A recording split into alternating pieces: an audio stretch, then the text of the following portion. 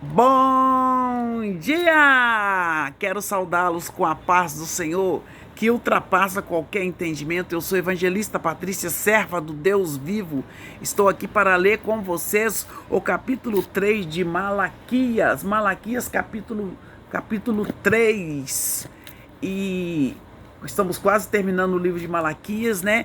Antes de continuar aí, deixe o seu like, deixe o seu comentário. Aqui no capítulo 3 é muito sério o que está falando aqui. Olha, aqui, ontem nós lemos no capítulo 2 o castigo dos sacerdotes, a desobediência do povo de Israel e o dia do juízo. Hoje nós vamos comentar, né, o capítulo 3 que está dizendo assim. Deixa o seu comentário, escuta bem o vídeo e deixa o seu comentário.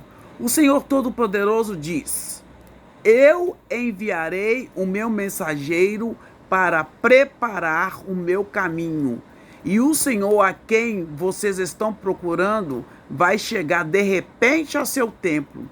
E está chegando o mensageiro que vocês esperam, aquele que vai fazer aliança que farei com vocês. Aquele que vai trazer a aliança que farei com vocês. Mas quem poderá aguentar o dia em que ele vier? Quem ficará firme quando ele aparecer? Quem ficará firme? Pois ele será como o fogo para nos purificar, será como um sabão para nos lavar. Ele se sentará para purificar o sacerdote, os descendentes de Levi, como quem purifica e refina a prata e o ouro no fogo. Assim eles poderão oferecer a Deus os sacrifícios e que ele exige.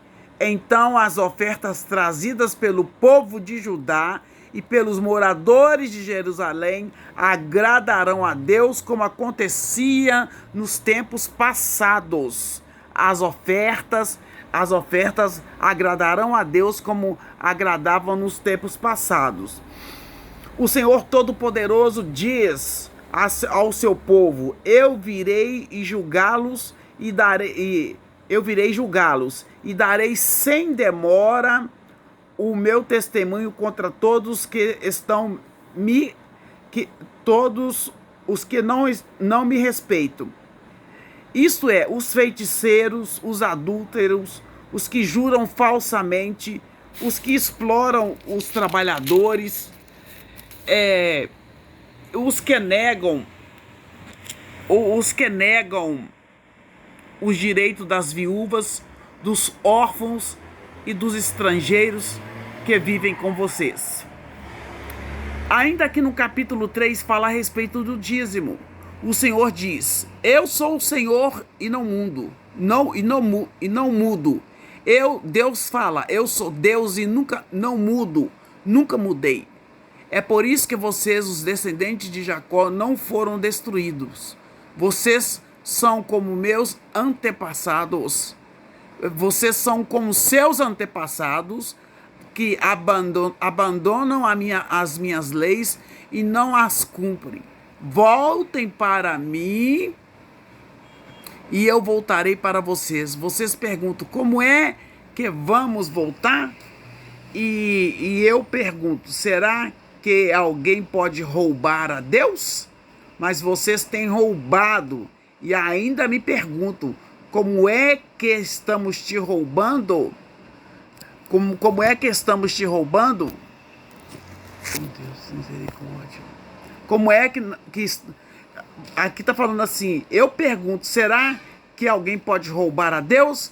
Mas vocês têm roubado e ainda perguntam: como é que estamos te roubando? Vocês estão me roubando nos dízimos e nas ofertas. Todos vocês estão me roubando, por isso eu amaldiçoo a nação toda. Eu, o Senhor Todo-Poderoso, ordeno que tragam todos os seus dízimos aos depósitos do templo, para que haja bastante comida na minha casa. Ponham-me à prova e verão que eu abrirei as janelas do céu e farei cair sobre vocês as mais ricas bênçãos. Não deixarei que os gafanhotos destruam suas plantações e as suas parreiras darão muitas uvas. Todos os povos dirão que vocês são felizes, pois vocês vivem numa terra boa e rica. Eu, o Senhor Todo-Poderoso, estou falando. Aqui também a compaixão de Deus. A compaixão de Deus, o Senhor diz: vocês falaram mal de mim e ainda pergunta: o que foi que falamos contra ti? Vocês dizem: não vale a pena servir a Deus, não adianta a gente servir a Deus, o Todo-Poderoso. Manda, ele manda ou vestir roupas de luto para mostrar a ele que estamos arrependidos, não adianta. É fácil notar, eles estavam, olha a comparação hipócrita que eles estavam fazendo. É fácil notar que os orgulhosos são felizes e nós não somos. Pensa bem. E essas pessoas comparam hoje também. São felizes, e os orgulhosos são felizes, e a gente que vê tudo dá certo para os maus, tudo dá certo para os maus, e para nós que te servimos não dá certo. Quando põe o Senhor à prova, eles não são castigados, só nós que somos castigados. Estavam colocando como vítima, né? Então os que temiam o Senhor falaram uns com os outros. Ele escutou com atenção o que estava dizendo, e na presença dele foram escritos no livro o nome dos que respeitavam a Deus e adoravam a Deus. O Senhor Todo-Poderoso diz: eles serão o meu povo. Quando chegar o dia em que estou preparando, eles serão o meu povo. Eu terei compaixão deles, como um pai tem compaixão do filho que lhe obedece. E mais uma vez o meu povo verá a diferença entre o que acontece com as pessoas boas e com as pessoas más, entre os que me servem e os que não me obedecem. Então, talvez você ainda tenha esse pensamento. Eu conheço pessoas que têm esse pensamento, falam que os orgulhosos vivem melhor dos que os servem a Deus. O Antigo Testamento fala sobre o Novo Testamento? Será que fala? Fala sim.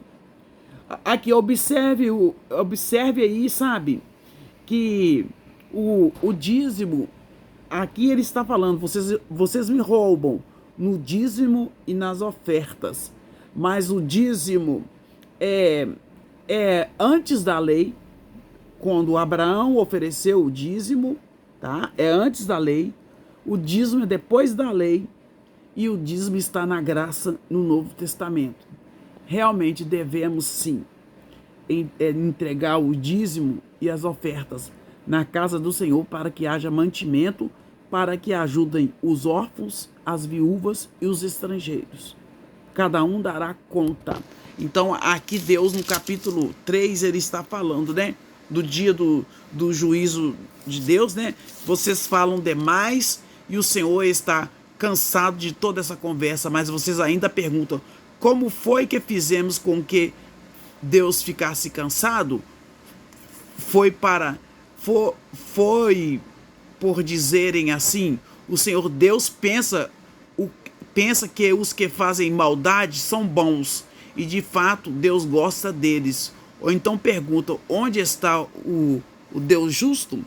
É porque Deus está chateado aqui, porque no capítulo 3, porque as pessoas só têm os olhos materiais.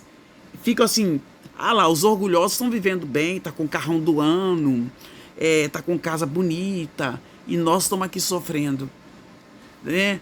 Mas nós temos que ter visão espiritual, irmãos, porque a nossa recompensa virá. E aqui no capítulo 3, Deus fala, o povo pergunta: o Senhor está falando que nós estamos roubando o Senhor em quê? E Deus fala nos dízimos e nas ofertas. Aí a pessoa fala assim, mas Deus antigamente, o dízimo era uma vez no ano e era dado cereais. A colheita acontecia uma vez no ano. E o dízimo, e eles iam ao templo uma vez no ano, que eles iam e eles levavam o dízimo. Como agora nós recebemos mensalmente, devemos tirar os dízimos e as ofertas também. E aqui também no capítulo 3 mostra a compaixão de Deus, né? Este é o penúltimo capítulo 3 de Malaquias. Deixa o seu like, deixa o seu... se você realmente acha justo devolver o dízimo, tem gente que não aceita devolver o dízimo de jeito nenhum. E quando a pessoa está passando por problemas financeiros, a primeira coisa que ela faz é deixar de ser dizimista. Não deixe de ser dizimista. Continue sendo dizimista, porque para o sustento da casa do Senhor. Aí alguém pode falar assim, eu entregar dízimo para o pastor roubar, para o pastor ter carrão do ano, para o pastor viver igual rei. Ele que vai dar conta se ele estiver roubando, tá? Mas nós devemos entregar à casa do tesouro os dízimos e as ofertas. Trazei todos os dízimos à casa do Senhor. E também nós devemos ajudar os órfãos, as viúvas e o estrangeiro. O Senhor nos purificará para isso. O Senhor nos fará prosperar para ajudar, tá? Para ajudar. Se eu vejo que a pessoa está precisando e não ajudo, Deus não se agrada. Eu quero ver se tem mais alguma coisa aqui. Para mim estar falando com os irmãos, né, no livro de Malaquias, que é o último livro do Velho Testamento. Ele tem apenas 4 capítulos. E aqui, amanhã, nós já encerramos o livro de Malaquias, né? E no capítulo 3, realmente, o capítulo 3, ele dá uma continuidade ao capítulo 2, falando, né, que Deus está cansado e eles acham que não cansam Deus. Muitas vezes nós achamos que não cansamos Deus, que Deus é obrigado a fazer tudo por nós. E depois ele fala assim, ele fala do roubo, que está roubando a Deus, e eles falam, nós estamos roubando o Senhor em quê? E Deus fala, nos dízimos e nas ofertas, né? Este é o capítulo 3 de Malaquias. E uma coisa que eu aprendi, o dízimo é antes da lei, o dízimo está na lei e o dízimo está na graça. Deus abençoe vocês em Cristo Jesus.